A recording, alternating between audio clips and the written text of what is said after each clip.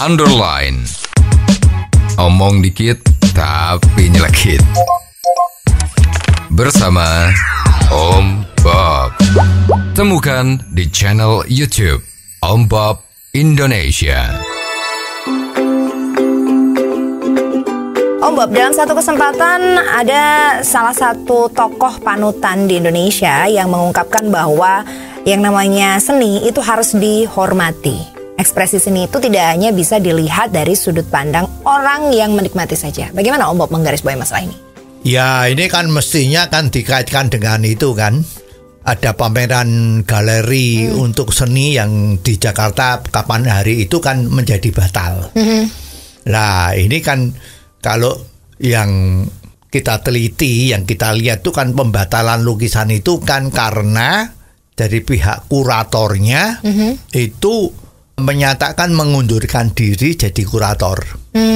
Karena kurator tersebut meminta agar ada lukisan-lukisan yang menurut dia itu tidak relevan pada pameran itu untuk dipasang.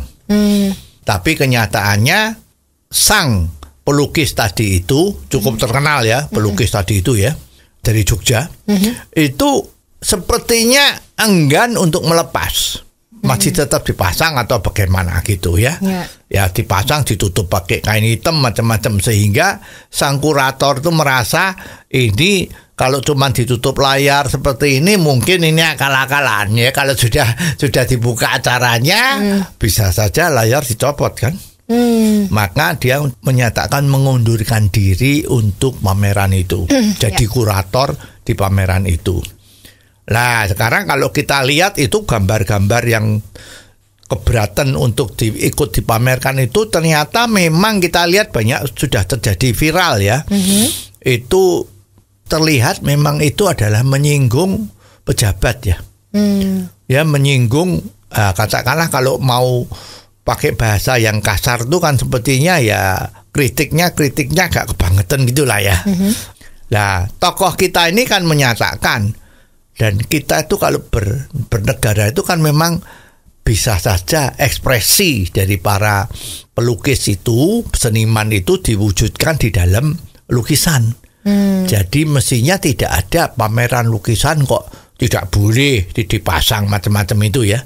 Nah sekarang ketika kembali terpulang ke demokrasi. Demokrasi yang cocok untuk Indonesia itu apa?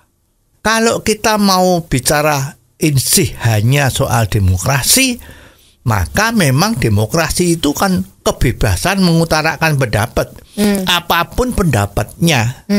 Coba kalau kita mau ngikut demokrasi yang ada di Amerika, nah itu demokrasi yang sebebas-bebasnya, ya itu mau menghina para presidennya atau macam-macam itu, pokoknya mau macam-macam apapun, menghina pejabat, menghina orang itu, mengata-ngatain itu tidak ada masalah.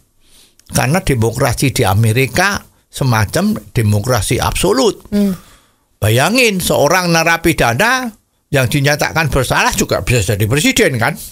Nah, itu terjadi karena demokrasi di Amerika itu umurnya sudah lebih dari 300 tahun ya. Ya mungkin kalau 300 kebangetan lah ya, mungkin 200 ya. Itu udah terjadi demokrasi yang dilatih. Ya, jadi sebelum mencapai demokrasi yang seperti Amerika itu ya masyarakat Amerika sudah berdarah-darah. Maka di sana bayangin, saking bebasnya itu semua rakyat boleh mempunyai pistol, boleh mempunyai senjata api, asal umurnya udah dewasa ya. Itu gimana? Nah sekarang Indonesia memang demokrasi sedang berjalan, tapi apakah Indonesia mau menjadi negara demokrasi yang sebebas-bebasnya demokrasinya? Nah Indonesia sepertinya belum siap untuk seperti itu, ya karena memang masyarakat di Indonesia harus diakui kalau pendidikannya itu belum tinggi. Bahkan ada yang ngomong IQ-nya kan masih belum standar gitulah ya. Jadi kalau sampai demokrasi di Indonesia ini dilakukan sebebas-bebasnya, termasuk di dalam ekspresi para masyarakatnya mengucapkan pendapatnya dengan ekspresi yang menurut dia baik, tapi banyakkan orang tidak baik, terutama melanggar sopan santun macam-macam. Nah, Indonesia kan bisa berantakan terus. Lah, kalau sudah berantakan terus, kapan mau berbicara soal pembangunan?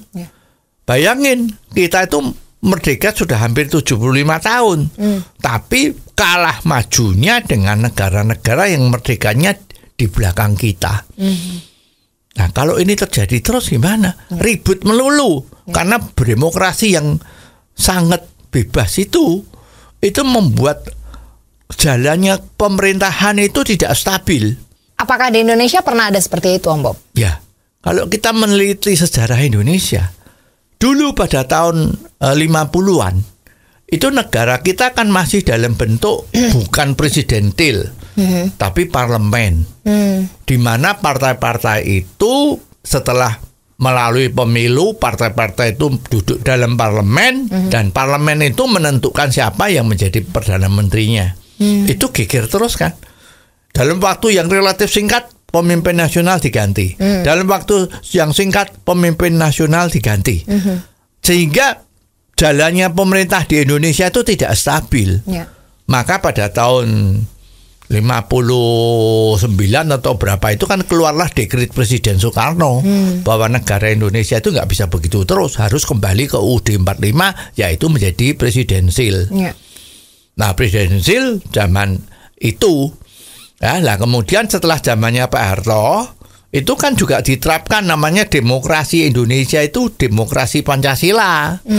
Jadi bukan demokrasi liberal seperti di Amerika. Nah, waktu itu coba dilihat, waktu demokrasi terpimpin, demokrasi Pancasila zamannya Pak Harto, negara kita relatif lebih stabil, sehingga ekonominya maju sekali kan. Jadi pendapatan rakyat yang rendah menjadi menengah gitu.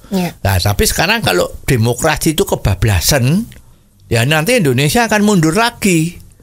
Ya, jadi ekspresi itu boleh, tetapi jangan ekspresi itu membuat resah masyarakat. Ini kan menjadi jelek. Dan nanti semua yang pendidikannya kurang bagus ikut-ikut dengan itu bagaimana? Tiap tahun, tiap hari, tiap bulan itu hanya mencemooh jalannya pemerintahan kita. Itu bagaimana? Ya, jadi mestinya komentar-komentar yang seperti ini sudah saatnya mulai dikurangi agar supaya rakyat kita itu mengerti mana yang bagus untuk meneruskan pembangunan dan mana yang tidak bagus. Dengan demikian nanti cita-cita Indonesia Emas 2045 tadi itu bisa tercapai. Oh, jadi begitu ya, Om Bob. Jelas deh sekarang. Terima kasih Om Bob untuk waktunya. Sampai ketemu lagi di waktu yang akan datang. Saran dan masukan WhatsApp ke 0878 5590 7788. Underline. Omong dikit tapi nyelekit. Bersama Om Bob. Jika Anda suka dengan channel ini, jangan lupa subscribe, like, dan komen.